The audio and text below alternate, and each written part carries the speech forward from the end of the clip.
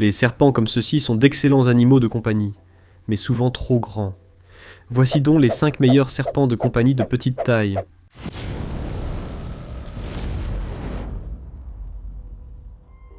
Au lieu de simplement vous donner au hasard les 5 meilleurs serpents qui restent petits, je veux vous présenter 5 catégories différentes qui pourraient mieux correspondre à votre style.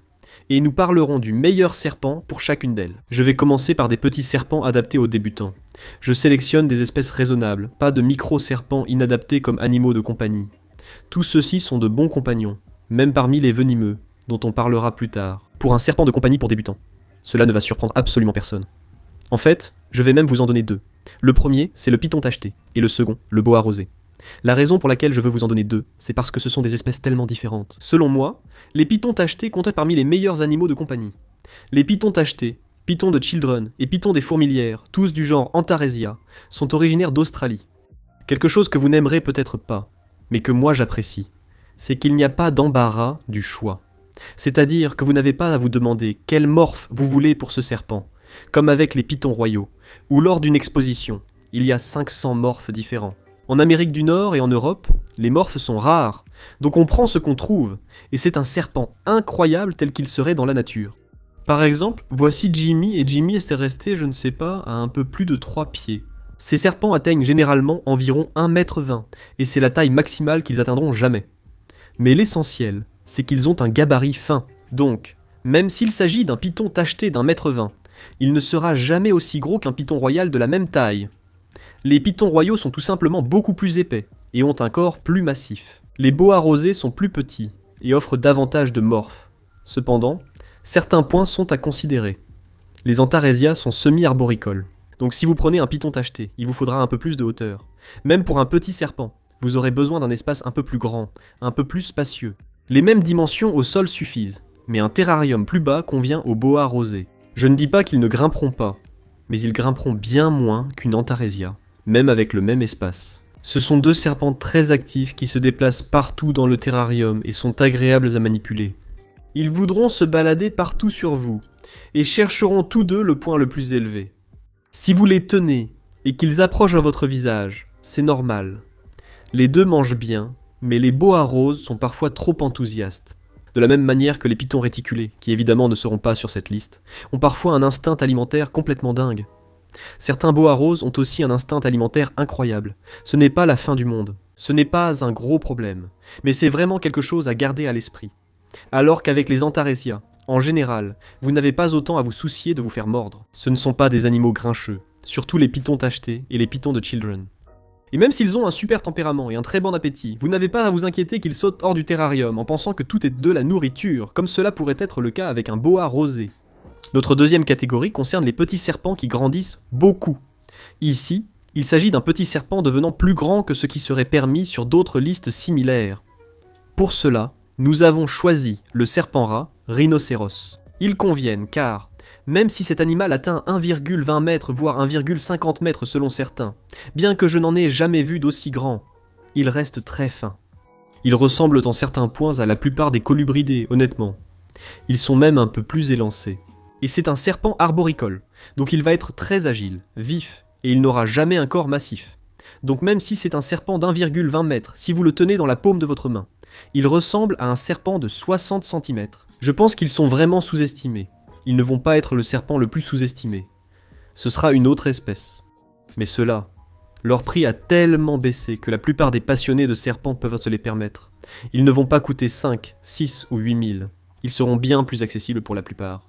Je les trouve intéressants aussi, parce qu'ils vont être semi-aquatiques et semi-arboricoles, ce qui veut dire que vous pouvez les avoir dans un paludarium, mais vous n'avez pas besoin de quelque chose de massif ou de gigantesque. Vous pouvez avoir ces animaux dans un terrarium du commerce ou acheter en ligne. Il y a un lien vers mes cages préférées dans la description ci-dessous, ainsi que tout le matériel dont vous auriez besoin pour installer n'importe lequel de ces animaux tout en bas de la description. J'ai mis tous ces liens pour vous aussi. Mais il y a ce nez pointu, et en fait on ne sait pas à quoi sert ce groupe d'écailles. Cela pourrait servir à la reproduction, à des combats entre mâles, mais les femelles en ont aussi. Donc on ne sait pas vraiment. C'est très différent du museau retroussé d'autres espèces, comme les coureurs de baron, ou surtout les serpents ognos. À Madagascar, un serpent à nez en forme de feuille possède aussi un appendice similaire, dont l'utilité reste inconnue. Donc c'est unique et intéressant. Et surtout le fait qu'ils commencent avec cette sorte de coloration grise, puis passent à cette coloration verte que vous pouvez voir ici. Cela arrive presque du jour au lendemain, car en les voyant chaque jour, on ne s'en rend pas compte, comme lorsqu'on observe ses enfants ou son chiot grandir. Un jour vous regardez et vous vous dites « ce n'est plus un bébé », et ces serpents grandissent de la même façon. Alors que d'autres serpents, comme les chondros, les pitons verts arboricoles, en une seule mue, ils peuvent passer du jaune au vert, ou presque. Ces animaux passent beaucoup plus lentement et progressivement de leur couleur de bébé à leur couleur d'adulte. Notre troisième catégorie est celle du plus rare des petits serpents. Et cela reste raisonnable, je dirais, et je vais encore déclarer une égalité ici. Les boas caoutchouc et les boas des broméliacées. Ces deux-là sont des boas originaires du Nouveau Monde, comme la majorité. Désolé, boas des sables, vous n'êtes pas membre du club du Nouveau Monde.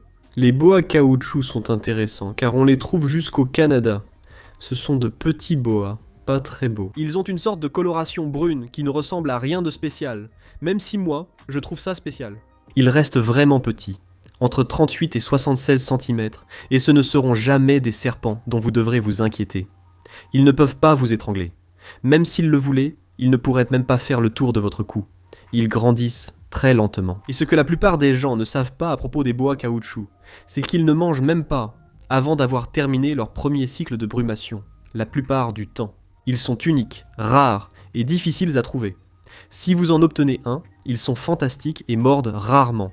C'est vraiment un serpent génial que vos amis n'ont pas. Les boas broméliades entrent aussi dans cette catégorie. Je n'en ai vu que dans la nature. Je n'en ai jamais vu en captivité, mais ils sont élevés en captivité. Je le sais car un gars a été très énervé quand j'ai dit, il y a 5 ans, qu'il était illégal de les garder. Désolé, je me suis trompé. Vous pouvez les garder, mais bonne chance pour en trouver. Ils peuvent rester aussi petits qu'une trentaine de centimètres, atteindre jusqu'à environ 75 cm. Dans la nature, ils mangent principalement des lézards et des grenouilles. Les habituer à manger des rongeurs peut être plus difficile, mais je manque d'expérience avec eux. Elles sont magnifiques et ressemblent à un vrai boa d'Amérique centrale, car c'en est un. Nous en avons trouvé au Costa Rica. Dites-le en commentaire. Aimeriez-vous venir au Costa Rica avec moi? Nous allons bientôt lancer quelque chose. Catégorie numéro 4, serpent de petite taille sous-estimé, et celle-ci revient aux serpents des maisons africains. Les serpents des maisons africains sont géniaux, mais je reste indécis. À chaque visite chez mon ami Garrett à Pittsburgh, ancien passionné de pitons réticulés devenu amateur de serpents des maisons africains, je comprends pourquoi. Sa passion, la manière dont il parle de ces animaux et le fait de les manipuler suffisent, nul besoin d'être convaincu. Et puis j'en ai plusieurs et ils sont cool, mais je dirais qu'ils n'ont pas vraiment la même personnalité que par exemple un serpent rat rhinocéros. Ils ont le look et la facilité, mais ensuite je passe un peu de temps à en photographier un ou à en sortir un, et je retombe sous le charme à chaque fois. Ce serpent n'est pas aussi amusant à observer en terrarium qu'un serpent rat rhinocéros. Il est préférable de le manipuler, ce qui est génial. Beaucoup de gens aiment manipuler leurs serpents. Ce serpent est idéal pour vous si vous correspondez à ce profil, notamment le serpent des maisons du Cap.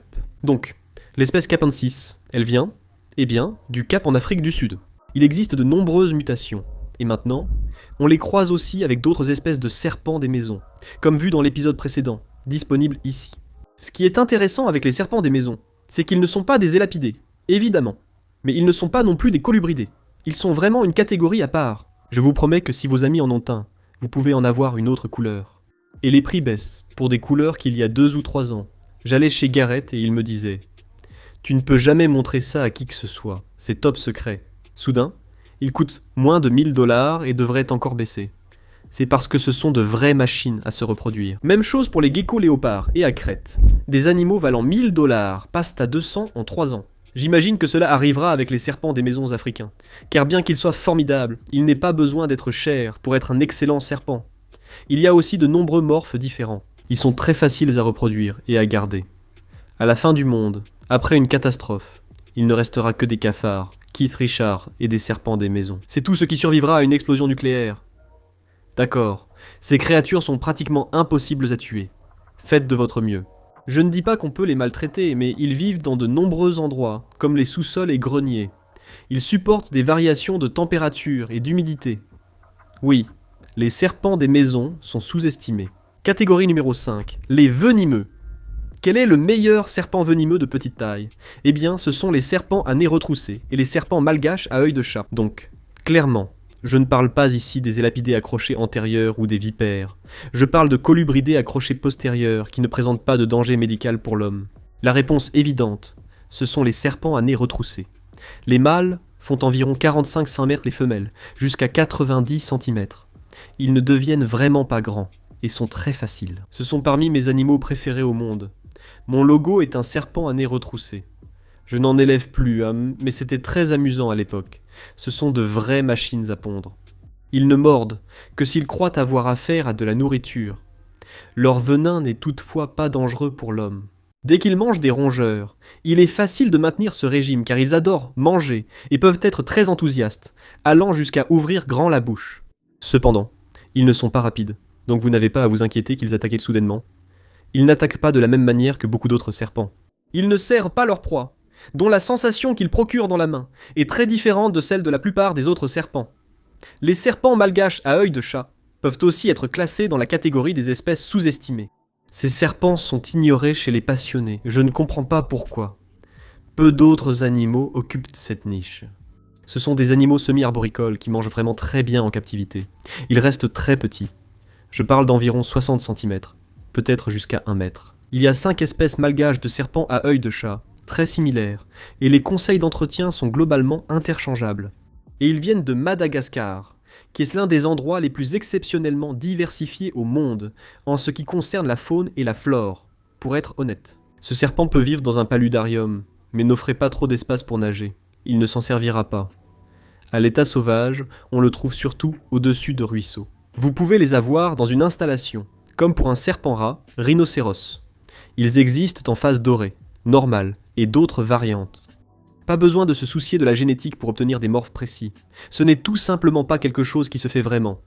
Je trouve simplement qu'ils sont sous-estimés et venimeux accrochés postérieurs. Ce n'est pas d'importance médicale pour l'être humain. Habituellement, je fais les mentions honorables avant le numéro 1, mais je vais juste vous les donner ici. Les serpents à collier, ils sont cool, mais bonne chance pour en trouver élevés en captivité. Ils peuvent être difficiles à faire prospérer, et je ne recommande pas de les prélever dans la nature. C'est aussi pourquoi les serpents verts rugueux ne sont pas sur la liste. Si vous voulez un petit serpent plus grand, les boas de Hog Island sont aussi une option que j'adore. Mais je veux que vous me disiez dans les commentaires ci-dessous quel est votre petit serpent préféré.